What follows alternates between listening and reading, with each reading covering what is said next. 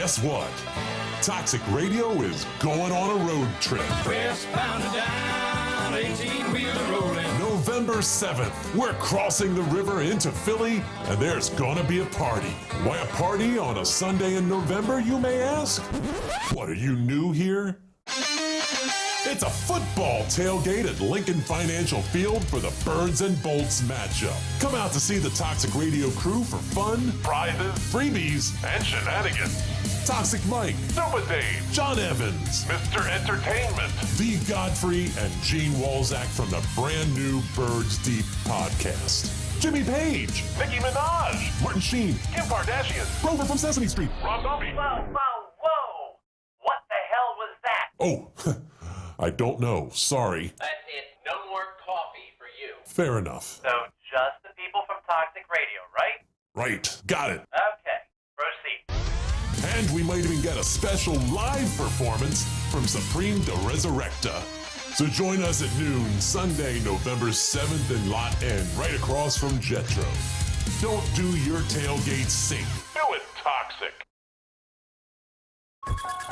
Keep listening to Toxic Radio all this month and you'll hear screams, growls, stories of death and dismemberment. And that's just the bands. At Toxic Radio, we do Halloween just a little bit harder. Don't play it safe. Play it toxic.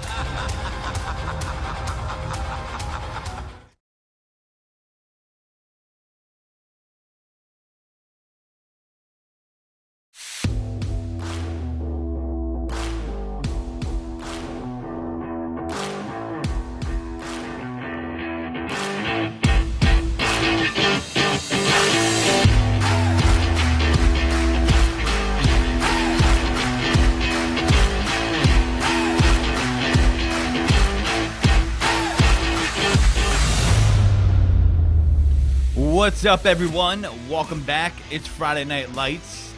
We switched it up this week because I have the Birds Deep podcast normally done 7 p.m. Friday nights, but we switched it up and did our thing yesterday because the Eagles played.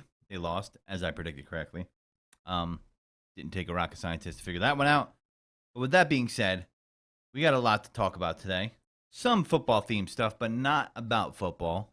So don't be sad for my people that listen or follow the show that don't like sports, because we won't be getting into sports, but we'll be getting into a topic that's related to sports.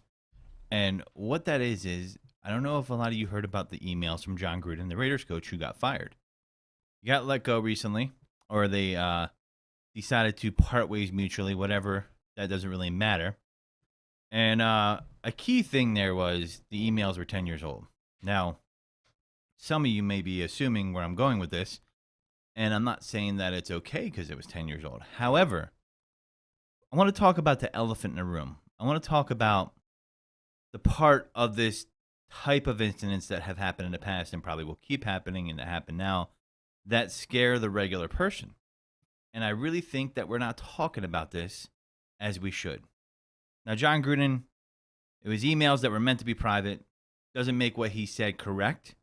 I don't agree with the stuff he said. I'm not going to get into what he said. You can Google the emails and you could see them. There's a trove of them, and I don't feel like looking at them because I've already made my judgment. I saw enough to know that, hey, he's in a leadership position. He made his own bed. We have to own what we say. However, here is the thing about this. And I tend to agree with some people that say, well, it's 10 years ago, those emails will be meant to be private. The regular person, including myself, I get some people consider me regular. I don't know, maybe Mike doesn't, or, Toxic Mike. But they get fear of, hey, that could be me. Because maybe they changed as a person. Maybe they evolved as a person.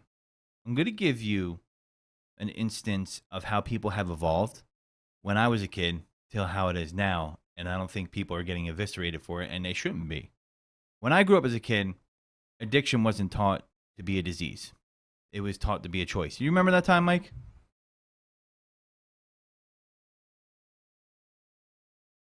I do. I'm sorry. I muted the wrong microphone. I am an engineer and producer worldwide. But no, I remember that back in the day. Yeah. So the reason why I say that is Most people would agree that was the wrong way to treat this. Now, our prison system doesn't show that, but if you look around countries around the world and how they treated addiction problems that were going on in a particular countries, I could point out Portugal, which treated it as a medical condition, had a lot more success. Now, does that mean that people who do drugs or addicts, you know, some people don't do things on purpose, or things they do while they're on drugs aren't something they should be responsible for? No, that's not where I'm going here. But the people that believe that said, you know, you got to jail them, shun them, not take care of them, you know, extreme measures were taken any other way, and it was found out that's not the way to be. Now, those people were dead wrong, right? You should see how they talked about drug addicts. I mean, let's think about how Nancy Reagan was toward people with AIDS and gay people till their friend Rock Hudson, who was an actor, because Ronald Reagan was, got AIDS, and then all of a sudden they were sympathetic to the cause. Now, I don't know what the reason was, but they evolved, right? And they shunned those people before that. And I'm not saying we should go get Nancy Reagan now, okay? Not saying that. Ronnie's dead. Cancel her. Yeah. But, and I'm not saying John Gruden shouldn't have been canceled. You heard about that, right, Mike? Who is that? I'm sure I did, but I don't know who. The coach who got fired from the Raiders, their emails that were 10 years old. I've heard about it. Of course, I'm not in the sports realm unless it's like WWE. I don't know. Yeah. So here's the thing about that. By the way, this is called Taking It Deep with the Godfrey. If you're new to the show, get me on toxicradio.net, iTunes, Spotify, Amazon Music, Google Podcasts, etc. Google Taking It Deep with the Godfrey. Also the name of the Facebook page. You like it? Yes. All my social media is THEEGODFREY. Soon we'll be launching our YouTube page, but until then, youtube.com/playtoxic. And, yeah, so. He's going to launch it. We're going to launch it. Launch it like Shatner. I was thinking about this because a lot of people came to his defense, not to defend his comments, and the waters get muddied here, but to defend it being 10 years ago. Now, the question is, could he have changed? They've determined that he's not, and I'm not litigating his case here. I know that the first openly gay player, Carl Nassib, came out on the Las Vegas Raiders, which was the coach who got fired, John Gruden. From there, he took a leave of absence, I think, from practice the other day. A little upset, a little confused, but did John evolve? I don't know. But wait a second. I'm sorry to interrupt you, but you said it was 10 years? 10 years ago. Are you the same person you were 10 years ago? Well, that's my whole point here. Yeah, I mean, nobody's the same person they are 10 years ago. So it's a way of striking back, I think, for another side versus the other side are trying to compress a thought. And I think that the way people evolve is by talking, bringing it out in the open, debating. I've had experiences in my life where I've evolved. You know, I would use the derogatory term towards gay people, you know, the F word, so to speak. I won't say it. I don't want to offend anybody out there. But when I was younger, I had a friend give me a ride home once from our job, and she was a lesbian. And I said that in passing. Me and my brother used to call each other fags all the time. You know, but we didn't mean we were gay. It was just a derogatory term. But, however, she let me know very emphatically why that made her upset. And I apologized to her. And ever since then, I've evolved and I don't use that word. Now, should I be ostracized for 20 years later using that word? I don't think so. And I think most people don't. And people are afraid that that could be them. Even though they're not a high, you know, America, we have this thing where we're like, he's just like me. The only difference is he's rich and I'm not. I'm just around the corner from being rich. You know, that's a false misnomer I think a lot of Americans have. Whether you believe it or not or disagree with me, that's neither here nor there. But I do think that people do evolve, and I do think there has to be more tolerance of other people's opinions, even if you disagree with the opinion. Okay? And it has to invoke more discussion, more openness about how people feel. And, you know, there are some people that deserve to be removed of position for things they say. I'm not here to litigate people's individual cases, but I think the majority of the people, when they react to that on the negative side, meaning the perceived negative side, they're like, well, the emails were 10 years ago. That's where they're coming from. Do you think I'm right, Mike? Absolutely. I'm 100% with you.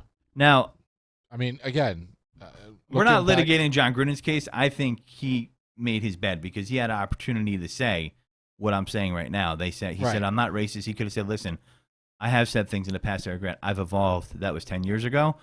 He didn't go down that track. So, and I also am a believer of if you have evolved and you have become that person, the people will come to your aid.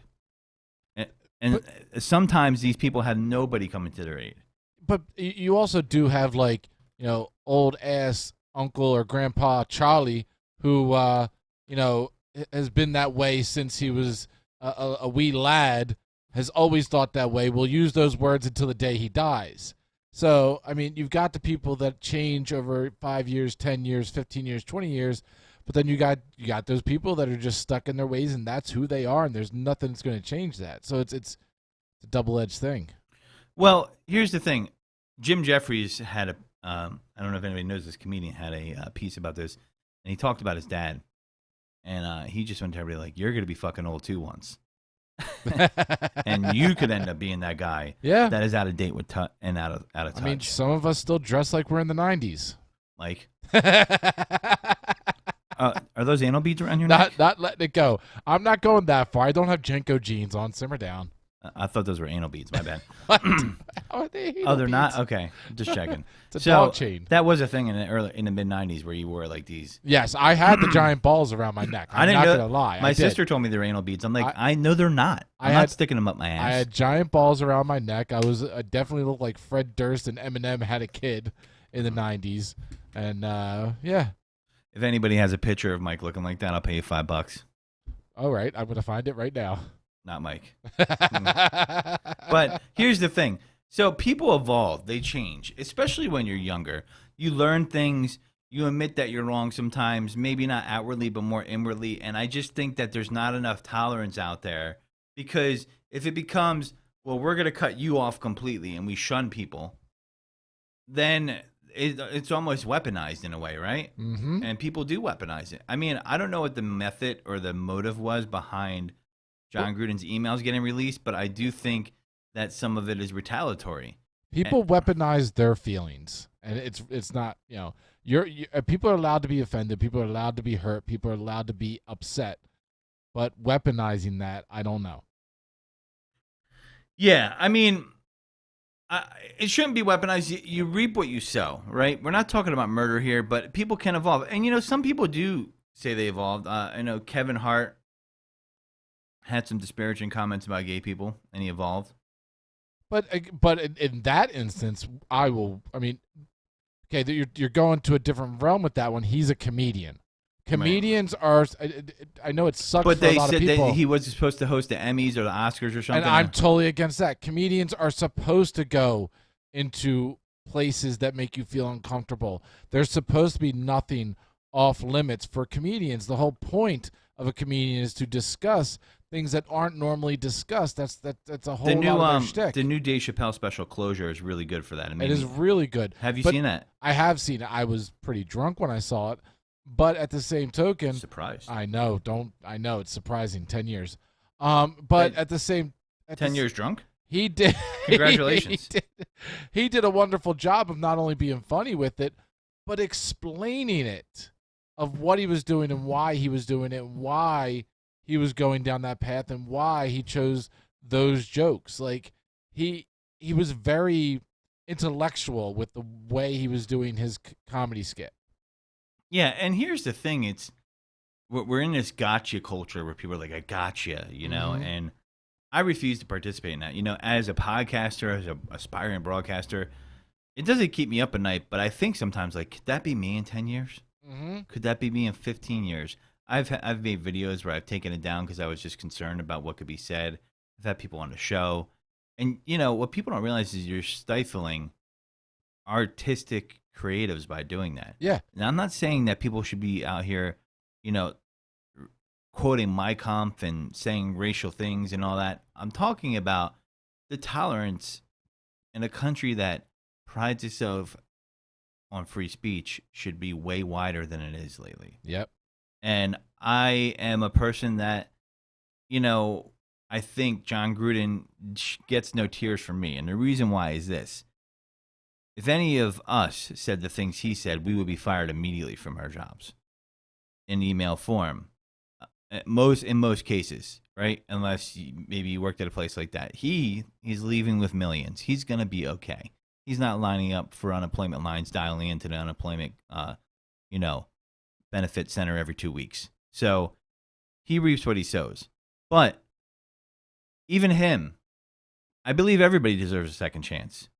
If you're not a murderer, a rapist, a child molester, you didn't steal, you one of those pieces of shit that steal the people's retirement funds, Bernie Madoff, I love that anybody, and I totally agree with you with the whole second chance, and everybody can have a return, but you always have to have that asterisk with those ones you just said, and it's pretty solid across the board that people are going to be with you on that one. Certain cases of manslaughter, but that's what we have the courts for.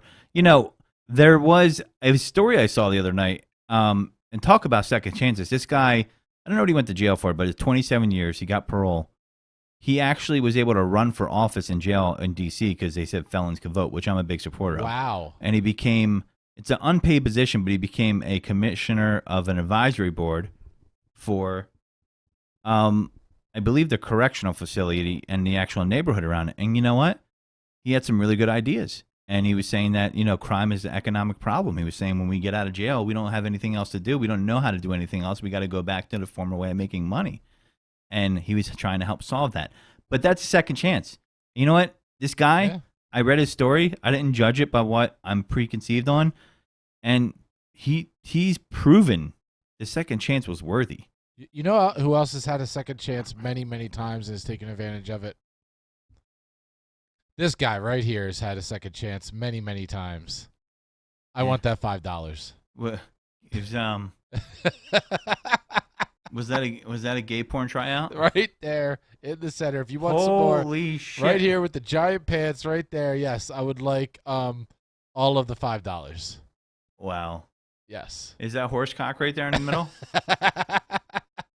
There is the giant beads around the neck. By the way, I don't even know. Mike, that looks like your apartment you used to live in 2 years ago. Is that the same place? It is not the same place. Oh, okay. No. But I will take that money in ones, and thank you. Yeah. Payment plan on the way. I'll bill you. I just want everybody to think about that. That's what's scary. When people try to defend it online, they're not really defending the comments in most cases. They're defending, are you the same person you were from 10 years ago? And I guarantee 99% of people aren't squeaky clean even behind the scenes. They're just not. Laura's definitely biased. So hot. When I see that picture of Mike, I wish I had some ICP, but I think this.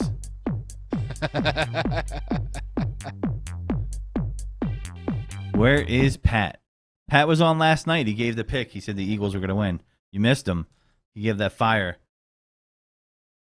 Yeah, I have changed my format, but Mike, you can call in anytime or contact me. We would love to have you do celebrity voices. That would be fantastic. Mike is really talented. Is he really? Oh my God, yeah. Oh wow. He can give you almost anybody. Ah, very talented. All right. Yeah, I mean, guys, we have to keep an open mind here. There are limits to anything, right? But just at the end of the day, it just got me thinking, it's really, really, we got to stop this. People aren't the same people they were 10 years ago, 2 years ago, a month ago. And it's got to be a case-by-case thing. And, that really Dave Chappelle was touching on certain things of that. And I'm about 75% through the comedy special. Mike saw it, so maybe you disagree with me, but I feel like he was trying to touch on that point. Yeah, he was. And, I mean, just like here at Toxic, I promote and drive home the idea that we're uncensored and raw, but yourself, I've had to have this talk with you in the beginning. I just say no hate speech, no racism. Mm-hmm. Other than that, it's pretty much fair game on here because we're trying to entertain. We're trying to be funny. And when you're trying to do that, especially off the cuff, it's you're going to say things that are going to be offensive. And, whether you like or hate that, it's the way it's going to be. And I used to hear stuff back in the day when I was younger, my family hates black people because my mom was killed by a black drunk driver. And, I evolved and I was like, yeah, but that doesn't mean all black people are like that, Right. You know? And I'm just like, I'm watching Modern Family. I mean, Sofia Vergara is pretty damn hot, so I can't blame you there. Brad's probably pulling it to that right now. That's the image I wanted. A man with a pink beard pulling his pud. Yep. Definitely. So, I got Mike queuing up a video, but I'm going to intro it right now. I got it queued up. I just Already? have to do this. I So have to this fix is this.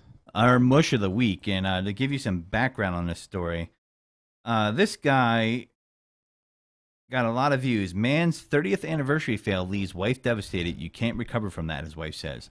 Weddings can be the most memorable day of a person's life, so it's nice to keep a record of what happened that day to commemorate all those tiny, precious details. And anybody that grew up in the 80s is going to relate to this. Yeah. TikTok user, whatever her name is, Rami Jessamaya. Yeah. Romy Jess Maya. Yeah, okay, fuck that name. Said their mom was looking forward to rewatching her wedding day video in honor of her anniversary with her husband. But there was a catch that left her devastated. So I will show the clip right now. Right, but we should ask everybody when you watch this clip, please let us know if you have a story like this, because I remember this happening a lot in my household as well. But here you go. Let's see if this. We do that.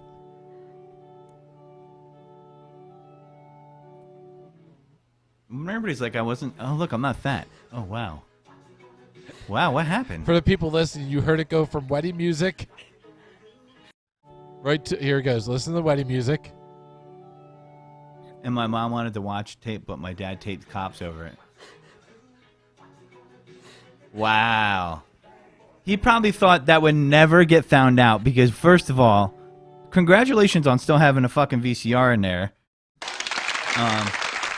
You know, I had the opportunity over the last couple weeks to get a couple VCR DVD combos, and I'm like, nah, fuck it, I don't need that. So, but I mean, I have had, my dad was a big taper. My dad too, and then the panic that would set in when he knew he had to record something because there was no on demand, there was no replay, and the panic that would set in when he's trying to find a VHS to tape over was epic to watch. So I relate to that. If my dad was still around, the number one modern marvel would be to him would be TiVo or the DVR. Oh yeah. Oh geez, my dad with DVR, he was able to. My dad had fucking a closet full of taped movies and shit with commercials on it, like old school. Like, oh, you want to watch Beverly Hills Cop?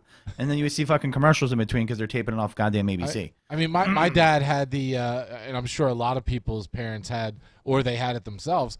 The Scrambler box. It got you all the free like HBO and Skinamax and all that. Really? So he was taping everything. He was an OG degenerate? My dad was also the guy who, when DVDs came out, he was coming home with all the DVD bootlegs. But like the old school The porn ones, bootlegs? like the ones where the guys would go in with the camera and set up a tripod in the middle of the, because you didn't have camera phones. You had to set up like a tripod. I don't even want that now with how the technology's in progressed. the back of the movie theater. And my dad would literally sit there watching this, and he'd be like, I'd be like, Dad, I don't want to watch this. I can see people getting up. The screen doesn't look right. He would look at me like straight dead ass and be like, it's perfectly fine, son. Let's watch this. I'm like, no. Yeah, the new fucking version of that is, let's get a hacked Fire Stick and then now watch a guy holding a fucking camera on the Fire Stick.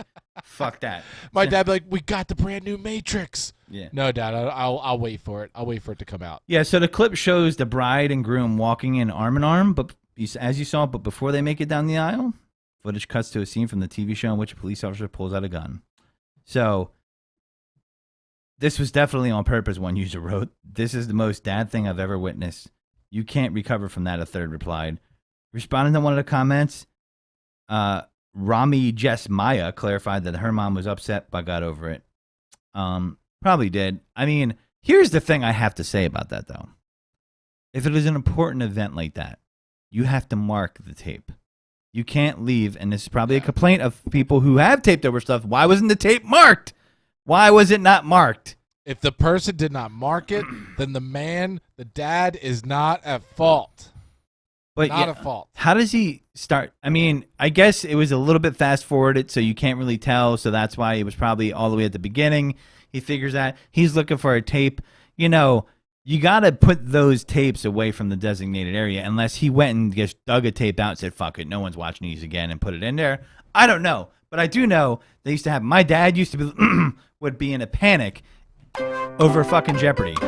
He'd be like, "Oh fuck, did they do it to me again? They fucking the football game went too long and they bumped Jeopardy. What the fuck?" What? And a great thing Or 60 minutes or some shit like that. A great thing to tape over is Cops, which on True TV and other channels plays nonstop, or was playing nonstop for years, and reruns to get that. That's what you wanted to tape over. Like, I'd totally give him more props if it was like the World Series of whatever, like some sports game that was like the Super Bowl, the World Series, where his team, he knew they were going to win, so he had to tape it for posterity.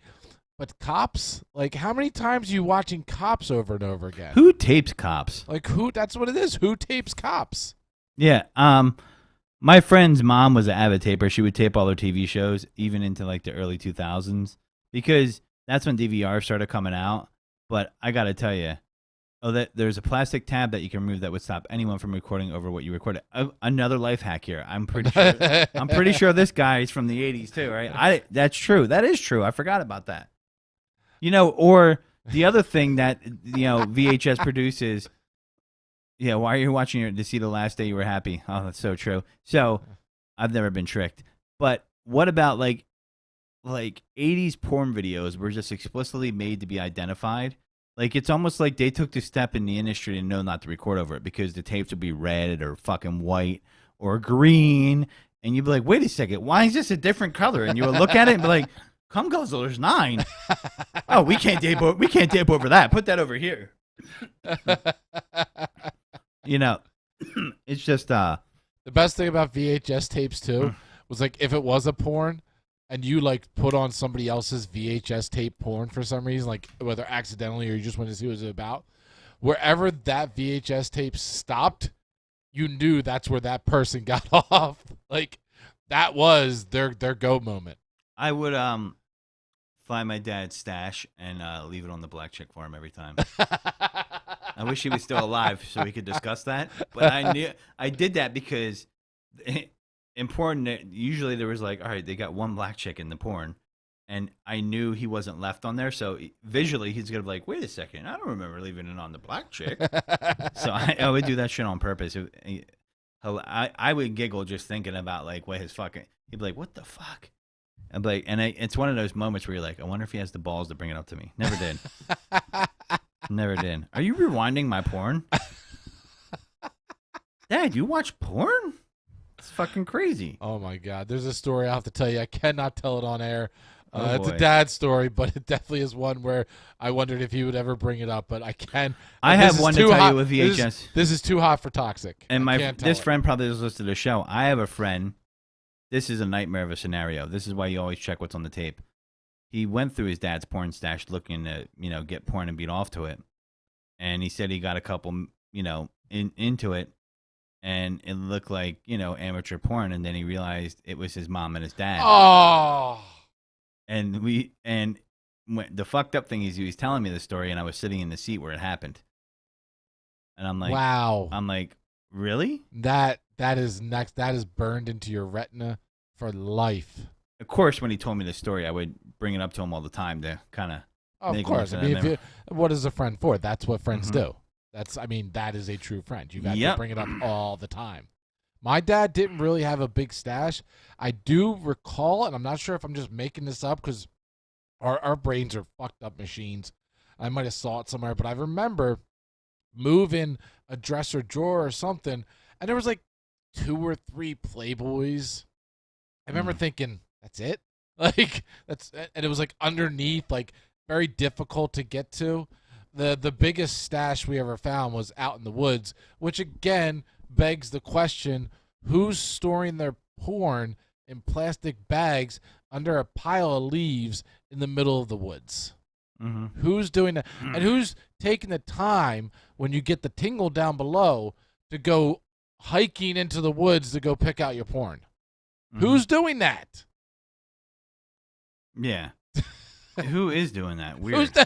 But if you think about the logistics of it, like who's going to that spot? I remember there was a little quarry down the street from me, and they had abandoned like I want to say houses, but they weren't houses. They were very small log cabins or something. And in the corner of one of them was a giant stack of porns, and they were all like rained on and sticky. I think it was rain. But Ooh. pulling them out and looking at Blech. them, and it's like you have to think who is making the journey out here to look at this, unless it was other kids. Yeah. Well, speaking of a journey, no, fuck Journey. Anyway, actually, they're not that bad. But we're gonna journey on to TV next. Who does Bernie Mac? No. Well, we should have him on. Then. I do Bernie Mac watching porn. I could just only imagine. So,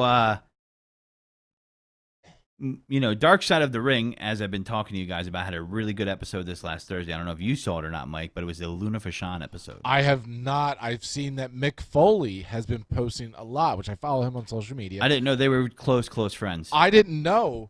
And I'm actually, true story, I'm blocked by Mick Foley on Twitter. Wow, and he's like the nicest guy. I called him a dick. He has a Christmas room in his house, and you got blocked by the nicest. Well, you're wrestler. gonna like why I blocked him as a wrestler. He blocked me as a wrestler. Or he blocked you.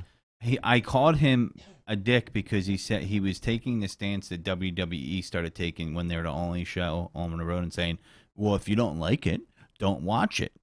And I'm like, you're a dick. These people pay your salary. You only exist because of them. Oh. And so he blocked me. He's like, you call me he messaged me. He said, you call me a dick, I block you. I was like, okay. But no, I want to see. I'll take that on my back. I want to see the Luna Vachon because in the preview they talk about her bipolarness and her manic. They talk about all the craziness because she played a crazy girl. Yeah, I'm very interested. So you saw it, right? I saw it. Okay, please, no spoilers. Oh, please. Well, I'm going to talk about things you probably already know. Like Gangrel was her husband, and he talks in it a lot, which is really cool. What a nice guy he comes off as. Her story I did not know because as a kid in that era of wrestling, they really didn't invest in the female wrestlers like they do now. It is completely different. And they didn't invest in them, and kayfabe was still a very strong thing when she was there. And you had like one wrestling school you had to go through, and it's the Fabulous Moolah Wrestling School as a woman wrestler. Yeah, women wrestler, kayfabe, everything kept things under wraps. Fabulous Moolah is someone who definitely deserves to be canceled later on if you saw the episode. I don't care. Oh my God, she is a monster. A monster, and she never came up. Yeah. And by the way, Laura is saying, please don't tell us, Matt, because we still have to watch it, which might be this weekend that we watch. I'm just gonna get get you wet, your appetite. I'm gonna get it wet. But we did watch another wrestling thing. I'll tell you that as soon as you're done with your Luna Vachon. It was good. I learned a lot of things I didn't know about her. They go in depth from her whole life. I didn't know she was connected to wrestling the way she was. Her character, they explained it. What she wanted to do, and she definitely fits a theme of a lot of wrestlers that were suffering from something that was mentally bothering them and mixing drugs to either self-medicate or just doing drugs in general. Because when you hear people talk on Dark Side of the Ring, which is one of the best documentaries I've ever seen, I love sports documentaries, I love documentaries about history, real life situations, and it's almost like this steps behind what me and Mike tell you what is called kayfabe, where this stuff was never to be spoken of. Yeah. And now the curtain has been revealed, and it is amazing because even if you don't like wrestling, you will I guarantee this story will grab you. It will grab you. I can sit there and say, hey, I'm not telling any details. If you're a wrestling fan, you already know this stuff about Luna Fashan. But there's some of the older history stuff you probably don't know, as I didn't as well. I just know her from her WWE days, ECW days. And, it is really, it was a good episode. They had a lot of people. What makes these episodes great is when they have a lot of people that can actually talk about the people from firsthand experience. And this documentary does a really good job at producing firsthand experiences, talking about these people. And I appreciate that. And they become a legend. She was a legend because she reminded me of like a female Ultimate Warrior, the way she would talk, like with Macho Man sprinkled in. And she was full in character. There was no not being in character. They had Medusa on there too. Oh Jesus! Yep. So first off, I cannot wait to see this. I can't wait to discuss it with you. But me and Laura, we watched the China documentary. Have you seen this? I did. You did? Mm-hmm. Dude, first off, and without spoiling anything for anybody else, if you're They should have seen it by now. if you're a fan of wrestling, especially in If you're a fan, you're gonna watch it especially in the Attitude Era, you should be watching it.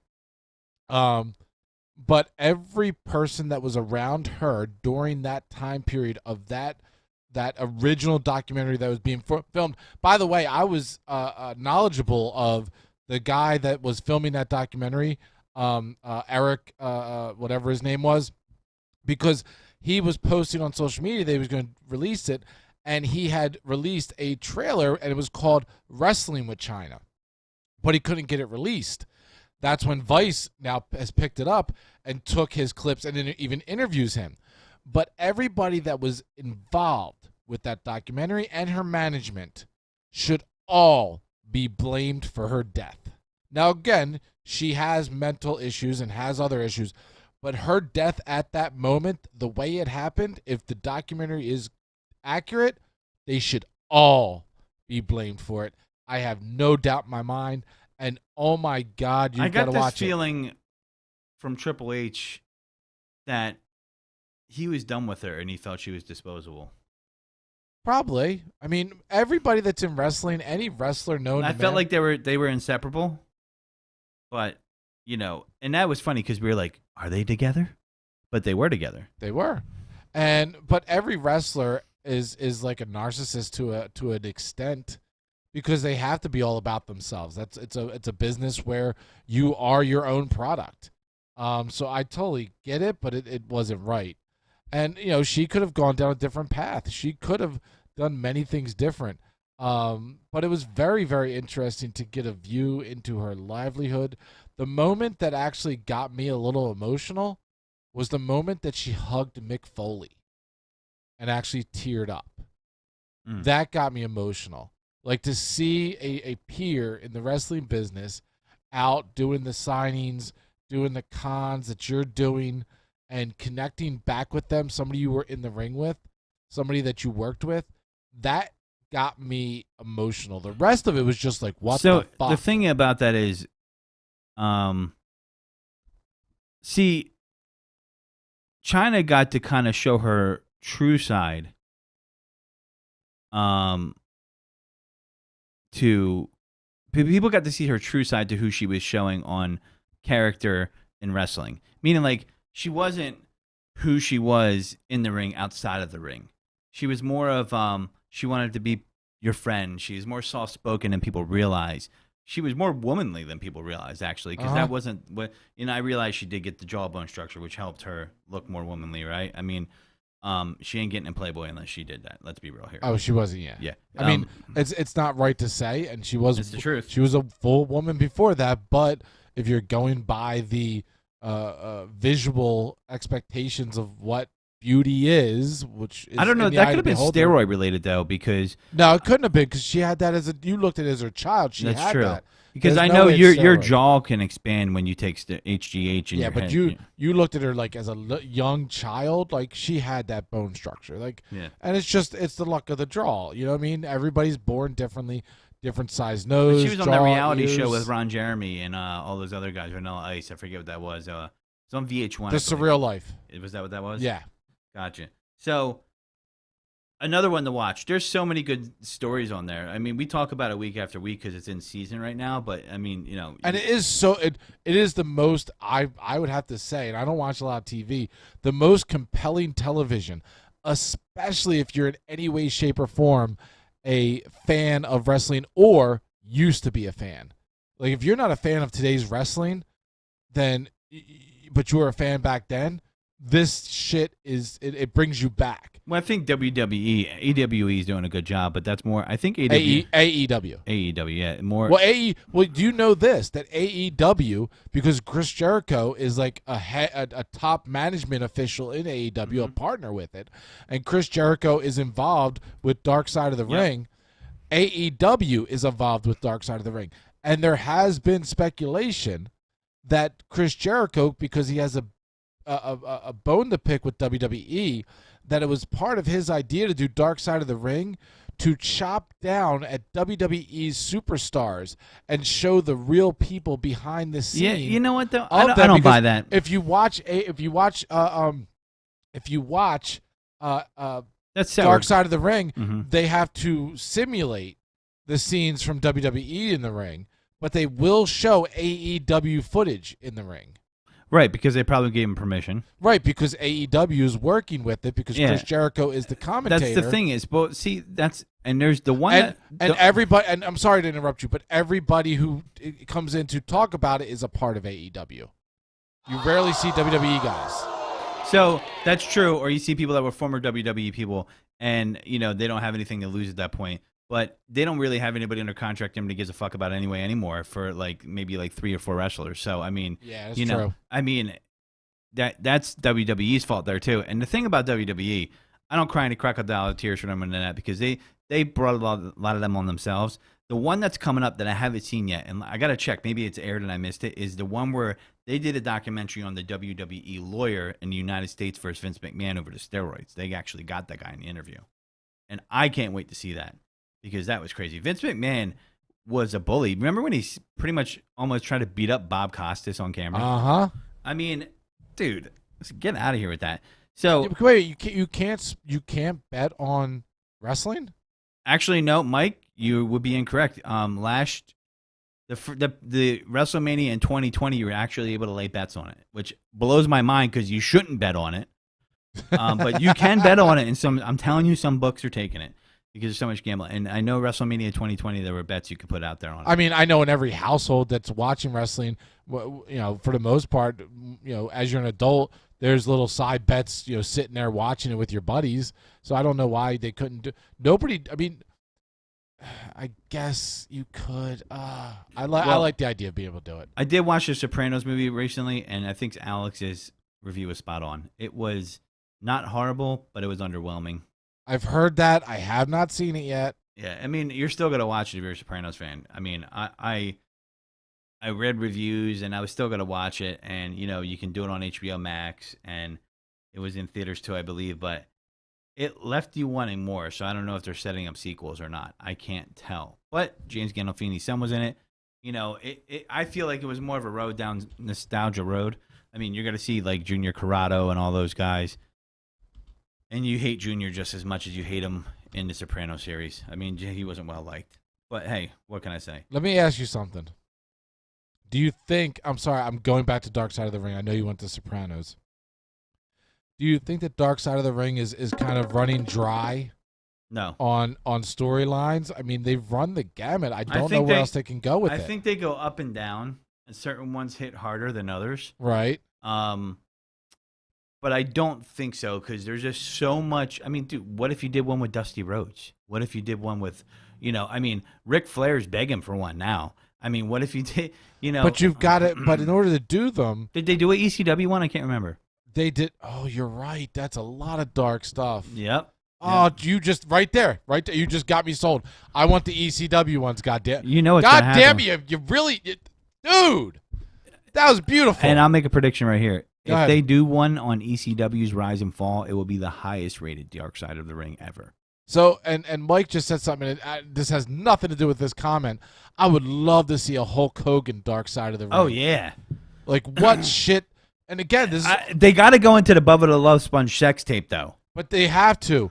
But they that's where they're getting all this shit from is the ex-WWE guys, either in AEW or other promotions that are talking to Chris Jericho and the producers and giving them all the inside stuff. Oh, my God, a Hulk Hogan. Fucking... There's enough people to know him where they could piece it together, even if he doesn't participate. But Shawn, they haven't done a Shawn Michaels, have they? Yeah. And we know that he was alcohol because he found Jesus. Yeah, you don't find Jesus unless you're in hit every rock bottom. documentary. They did one. They did an A&E The A&E documentary isn't related to Dark Side of the Ring, I think, but they even talked about having to do their documentary. Oh my God! And that one's out. Dude. And there was one on Shawn Michaels on A&E. Dude, okay, right here I'm saying 5 more, 6 more, 7 more, 8 more seasons. Right off of what Godfrey just said. You heard it first with Godfrey. The ECW season's coming next.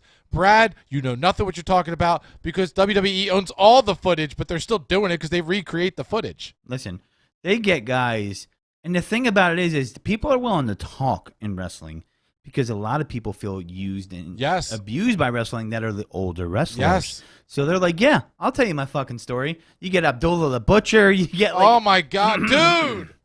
he was on there already. You didn't see that one? I didn't see Abby. Abdullah the Butcher was. I forget which one he was on, but you'll Google it. You'll find it. Abdullah. you just They interviewed Abdullah the Butcher. You just made my nipples hard. With They were things in you his just house. said. They were in his house. I can't believe that my brain, with how much I loved wrestling, didn't go where you just went. Yeah. I'm excited. Yeah. Well, listen. On that note, because we don't want Mike climaxing on camera, we're going to end the show. And thanks for tuning in on these Friday night lights. We will be back next week at the normal time, 6 p.m. on Thursday. And Birds Deep podcast will be 7 p.m. the following Friday. So with that being said, folks, this is the Godfrey not saying goodbye, just saying take it deep.